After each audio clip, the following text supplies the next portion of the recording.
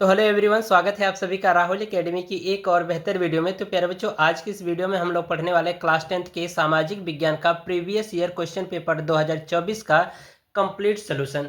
तो प्यारे बच्चों, वीडियो शुरू करने से पहले यदि आप हमारे यूट्यूब चैनल पर पहली बार आए होंगे तो चैनल को सब्सक्राइब कर लीजिए।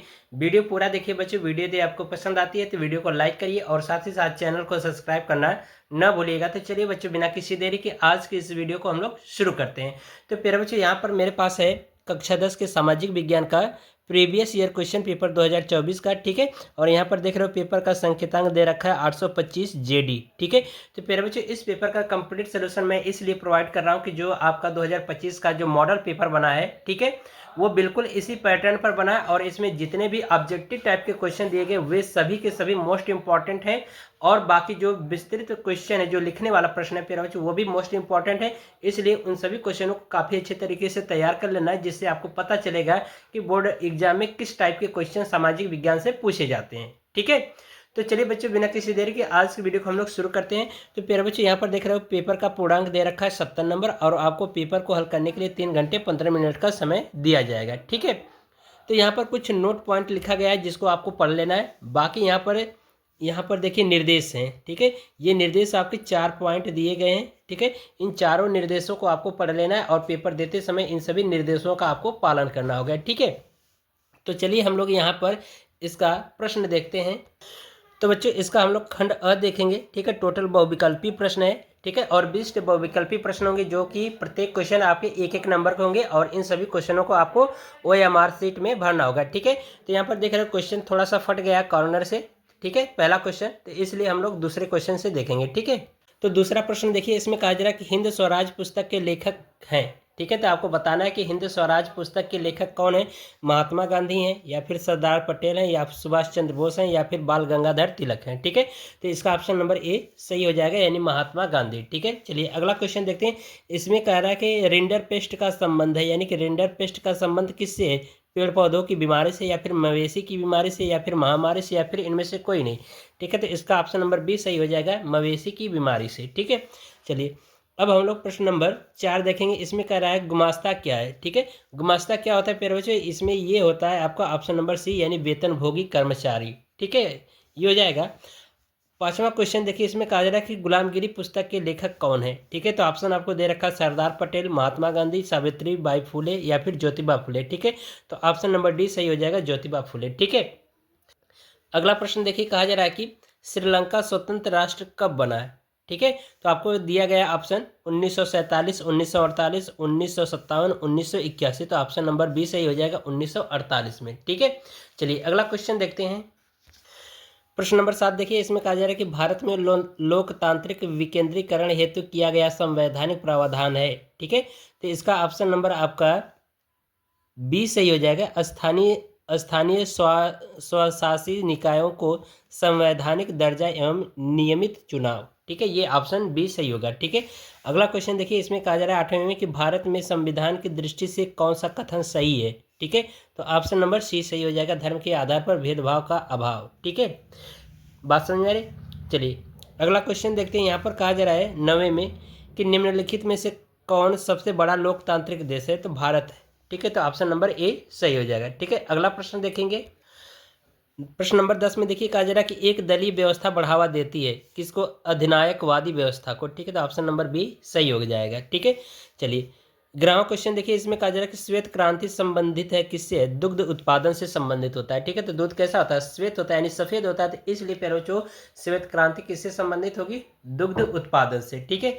चलिए अगला क्वेश्चन देखेंगे 12वां। इसमें कहा जा रहा है कि सोपान कृषि की जाती है, तो कहाँ पर, ऑप्शन नंबर बी सही हो जाएगा, ढलान वाली भूमि पर, ठीक है।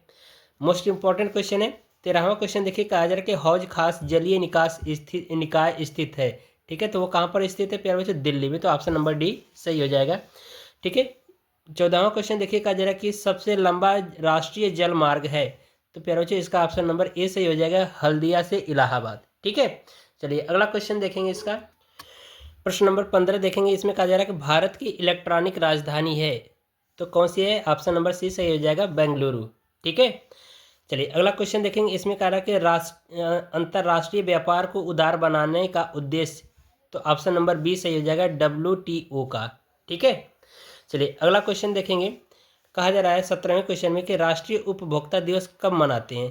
तो ऑप्शन नंबर ए सही हो जाएगा 24 दिसंबर को। ठीक है, चलिए 18वां क्वेश्चन देखेंगे। कह रहा है कि वर्ष 2017-18 में द्वितीय क्षेत्र के में कितने प्रतिशत श्रम को रोजगार प्राप्त था। ठीक है, तो प्यारे बच्चों इसका ऑप्शन नंबर आपका ए सही हो जाएगा 49%। ठीक है, चलिए अगला क्वेश्चन देखेंगे। इसका 19वें क्वेश्चन में कहा जा रहा है प्यारे बच्चों कि वर्ष 2019 में भारत में जन्म के समय संभावित आयु कितनी थी। ठीक है, तो प्यारे बच्चों इसका ऑप्शन नंबर ए सही हो जाएगा। हालांकि मैंने इसके बारे में सर्च किया था तो इसमें आपको दे रहा था 69.2%। ठीक है, लेकिन ये लगभग इसी के है, तो इसलिए ऑप्शन नंबर ए सही हो जाएगा। ठीक है, एक क्वेश्चन 19 वाला और एक 18 वाला, ये दोनों क्वेश्चन आप अच्छे तरीके से सर्च कर लेना। ठीक है, कोई इन दोनों क्वेश्चन का कोई जो ऑप्शन दिया गया इसमें से कोई मैच नहीं कर रहा था। ठीक है, तो इसलिए 18 और 19 को काफ़ी अच्छे तरीके से देख लीजिएगा। ठीक है, चलिए 20वां क्वेश्चन देखिए। कहा जा रहा है कि वर्ष 2012 में भारत के प्रति 1000 ग्रामीण परिवारों में कितने प्रतिशत परिवारों के साख का स्रोत व्यावसायिक बैंक था। ठीक है, तो ऑप्शन नंबर सी सही हो जाएगा 25। ठीक है, चलिए अब प्यारे बच्चे यहाँ पर देखो, आपको मैं खंड ब दिखा दे रहा हूँ। इसमें वर्णनात्मक प्रश्न है और इसमें कौन कौन से प्रश्न है वो सभी आप देख लीजिए, क्योंकि ये सभी लिखित प्रश्न है और सभी प्रश्नों का उत्तर बताऊंगा तो काफ़ी ज़्यादा वीडियो बड़ी हो जाएगी। बस मैं आपको केवल प्रश्न दिखा दे रहा हूँ कैसे कैसे क्वेश्चन आएंगे। ठीक है, तो देखिए यहाँ पर कहा जा रहा है कि आर्थिक महामंदी के प्रमुख 2 कारण का उल्लेख करिए, यानी कि 2 कारणों को आपको बताना है अथवा करके ये दिया गया क्वेश्चन, इसको देख लीजिए।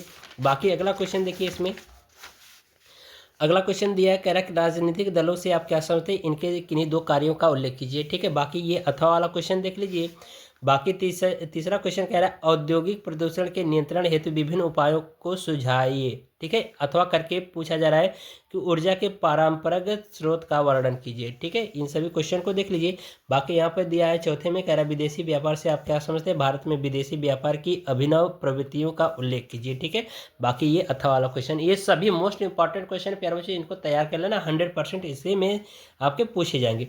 अब देखिए वर्णनात्मक प्रश्न दूसरा पार्ट है। ठीक है, तो यहाँ पर देखिए दूसरे पार्ट में कौन कौन सा क्वेश्चन है, थोड़ा सा लॉन्ग टाइप का क्वेश्चन होगा जो 6 नंबर के क्वेश्चन होंगे आपके। ठीक है, यहाँ पर देख सकते हो कि कह रहा है कि यूरोप में राष्ट्रवाद के उदय का इटली एवं जर्मनी के एकीकरण का योगदान बताइए। ठीक है, या फिर अथवा करके ये क्वेश्चन दिया गया, इनको देख लीजिएगा। ठीक है, चलिए अब यहाँ पर देखिए 6वें क्वेश्चन में कह रहा है कि लैंगिक असमानता से आप क्या समझते हैं, भारतीय राजनीतिक व्यवस्था में महिलाओं के प्रतिनिधित्व पर प्रकाश डालिए। बाकी ये अथवा वाला क्वेश्चन है। ठीक है, ये सभी क्वेश्चन प्यारे बच्चों इन सबको देख लीजिए। ठीक है, और बाकी 8वां क्वेश्चन यहाँ पर देखिए, औपचारिक तथा अनौपचारिक साख के विभेद कीजिए और ये आपको विभिन्न स्रोतों का वर्णन करना है। ठीक है, बाकी अथवा करके ये क्वेश्चन दिए गए, इनको देख लीजिए। ठीक है, चलिए अगला प्रश्न देख लेते हैं।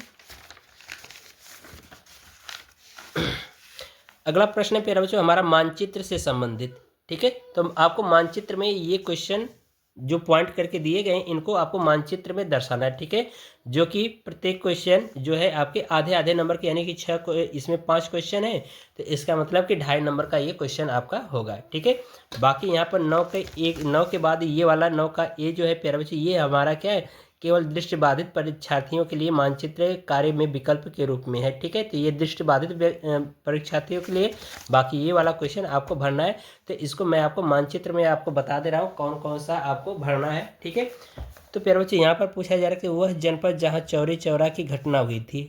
ठीक है, तो प्यारे बच्चों ये हुआ था आपका गोरखपुर। ठीक है, गोरखपुर में हुआ था, तो इसको आपको मानचित्र में दर्शाना, मैं आपको मानचित्र में दर्शा के बताऊंगा। ठीक है, वह नगर जहाँ जलियांवाला बाग की घटना हुई थी, तो प्यारे बच्चों अमृतसर में। ठीक है, अमृतसर। अब इसके बाद यहाँ पर कह रहा है कि वह स्थान जहाँ 1929 में भारतीय राष्ट्रीय कांग्रेस का अधिवेशन हुआ था, कहाँ पर हुआ था बच्चों, लाहौर में हुआ था। ठीक है, तो ये इसका आंसर हो जाएगा। और चौथे में कहा जा रहा है कि वह स्थान जहाँ सर्वप्रथम असहयोग आंदोलन की शुरुआत हुई थी। ठीक है, तो कहाँ पर हुई थी, नागपुर में। ठीक है, फिर इसके बाद प्यारे बच्चों यहाँ पर 5वें क्वेश्चन में कहा जा रहा है कि वह स्थान जहाँ गांधी जी ने नमक कानून तोड़ा। ठीक है, वह स्थान जहाँ गांधी जी ने नमक कानून तोड़ा, तो प्यारे बच्चों दांडी एक गांव है। ठीक है, दांडी गांव में, और ये कहाँ होता है, गुजरात में। ठीक है। तो इनको आपको क्या करना है, इन सभी क्वेश्चन के जो आंसर है आपको मानचित्र में दर्शाने हैं। तो यहाँ पर मैंने भारत का मानचित्र बना लिया है। ठीक है प्यारे बच्चों, अगर मानचित्र वाला क्वेश्चन आपके बोर्ड के एग्जाम में आएगा तो वो वहाँ पर आपको मानचित्र दिया जाएगा। ठीक है, तो मैं यहाँ पर पॉइंट कर दिया हूँ, आपको बस यहाँ पर लिख देना है। तो पहले क्वेश्चन का आंसर था हमारा गोरखपुर, तो गोरखपुर यहीं पर पाया जाता है। ठीक है, तो यहाँ पर आपको लिख देना होगा गोरखपुर। ठीक है, अगर यहाँ पर आप लिख पाते हो तो यहाँ पर भी लिख सकते हो। ठीक है, या फिर इस तरह से करके दर्शा दो। दूसरा क्वेश्चन है अमृतसर, तो अमृतसर प्यारे बच्चों यहाँ पर होता है, तो यहीं पर आप लिख दो अमृतसर। ठीक है, अब तीसरा लाहौर पॉइंट, लाहौर है, तो यहाँ पर लाहौर पाया जाता है, तो यहाँ पर आप लिख दो लाहौर। ठीक है, और यहीं पर क्या होता है, पाकिस्तान भी होता है। ठीक है, अगला क्वेश्चन है यहाँ पर जो पूछा गया कि वह स्थान जहाँ सर्वप्रथम असहयोग आंदोलन की शुरुआत हुई तो नागपुर से हुई थी। तो नागपुर आपका यहाँ पर होता है, तो यहाँ पर आप लिख दो नागपुर। ठीक है, अब पांचवा आपका दांडी गांव गुजरात में है, तो यहीं पर होगा, आप यहाँ पर लिख सकते हैं दांडी गांव, और यहाँ पर लिख दो गुजरात। ये हो जाएगा इसका सोल्यूशन। ठीक है, तो इस तरह से प्यारे बच्चों आज का जो हमारा क्वेश्चन पेपर था वो कंप्लीट सॉल्व होता है। तो आशा करते हैं आपको हर एक चीज़ समझ में आया होगा। यदि प्यारे बच्चों आपको वीडियो पसंद आई हो तो वीडियो को लाइक करिए और साथ ही साथ चैनल को सब्सक्राइब करना न भूलिए। ठीक है, तो मिलते हैं आपसे अगली वीडियो में, तब तक के लिए धन्यवाद।